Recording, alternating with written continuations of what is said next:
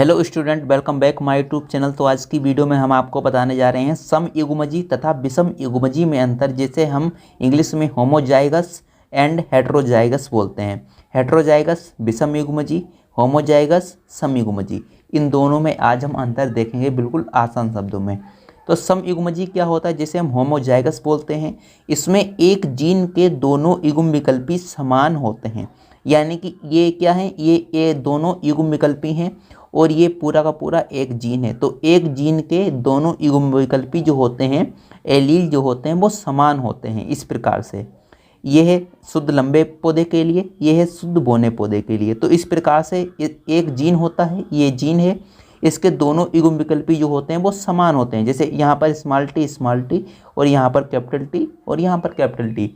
और इसी प्रकार से यहाँ पर हम विषम युग्मजी में देखते हैं, इसमें एक जीन के दो युग्म विकल्पी जो होते हैं वो असमान होते हैं, यानी कि अलग अलग होते हैं। जैसे capital T small T. Okay, तो इस प्रकार से यहाँ पर ये समयुग्मजी, इसके लिए ये दोनों युग्म विकल्पी जो होते हैं वो समान होते हैं। और ये विषम युग्मजी है, तो इसीलिए इसके दोनों जो युग्म विकल्पी होते हैं, जो दो एलील होते हैं, वो अलग अलग होते हैं, कैपिटल टी स्मॉल टी। और समयुग्मजी में अगला अंतर देखते हैं, जनन के समय एक ही प्रकार के युग्मक बनते हैं। जनन के समय क्या होता है, क्रॉस जब होता है तो इसमें एक ही प्रकार के युग्मक बनते हैं। अभी मैं आपको बाद में दिखाऊंगा। अगला यहाँ पर विषम युग्मजी जो है, इसमें अलग अलग प्रकार के युग्मक बनते हैं। और यहाँ पर जो होता है समयुग्मजी में, यहाँ पर संतान जनक के समान होती है, यानी कि माता पिता के समान होती है। और विषमयुग्मजी में क्या होता है, इनकी जो संतानें होती हैं वो प्रभावी व अप्रभावी लक्षण दोनों होते हैं, यानी कि जनक के समान नहीं होती, इसमें प्रभावी तथा अप्रभावी दोनों लक्षण पाए जाते हैं। चलिए इसको हम डायग्राम के माध्यम से समझते हैं। देखिए यहाँ पर ये विषमयुग्मजी है और यहाँ पर समयुग्मजी है। विषमयुग्मजी कहने का मतलब इसके दोनों जो एलील होते हैं वो अलग अलग होते हैं, समान नहीं होते हैं। देखिए यहाँ पर capital T small T, capital T small T, जब इसका हम क्रॉस कराते हैं तो यहाँ पर इस प्रकार से हम क्रॉस कराते हैं, कैपिटल टी स्मॉल टी और यहाँ पर कैपिटल टी स्मॉल टी।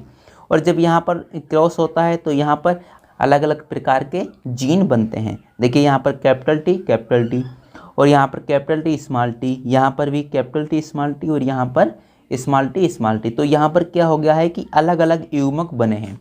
क्या बने हैं, अलग अलग युग्मक बने हुए हैं और प्रभावी तथा अप्रभावी लक्षण यहाँ पर हैं। यानी कि जो कैपिटल टी होता है वो स्मॉल टी के ऊपर प्रभावी होता है और यहाँ पर कैपिटल टी क्या होता है, ये अप्रभावी होता है। ये दोनों लक्षण इसमें दिखते हैं विषम युग्मजी के अंदर। और यहाँ पर समयुग्मजी में क्या देखते हैं, समयुग्मजी में जो होता है दोनों एलील जो होते हैं एक जीन के वो कैसे होते हैं, समान होते हैं। जैसे यहाँ पर कैपिटल टी ये शुद्ध लंबे पौधे के लिए होता है और ये शुद्ध बोने के लिए होता है स्मॉल टी। ठीक है, तो इस प्रकार से जब यहाँ पर क्रॉस कराया जाता है तो यहाँ पर इस प्रकार से क्रॉस कराते हैं, कैपिटल टी स्मॉल टी। तो यहाँ पर चारों जो युग्मक हैं वो समान हैं, चारों युग्मक समान हैं और जो यहाँ पर जनक होते हैं, जो माता पिता, उनके समान लक्षण यहाँ पर दिखाई देते हैं संतानों के अंदर। इसी प्रकार से इसके जो जीन होते हैं वो समान होते हैं और यहाँ पर अलग अलग होते हैं, यानी कि विषम होते हैं। इसीलिए इसे हम समयुग्मजी और इसे हम विषमयुग्मजी कहते हैं। तो आपको ये समझ में आ चुका है कि समयुग्मजी तथा विषमयुग्मजी में अंतर, होमोजाइगस एंड हेटेरोजाइगस में अंतर क्या होता है, आसान है पूर्वक से।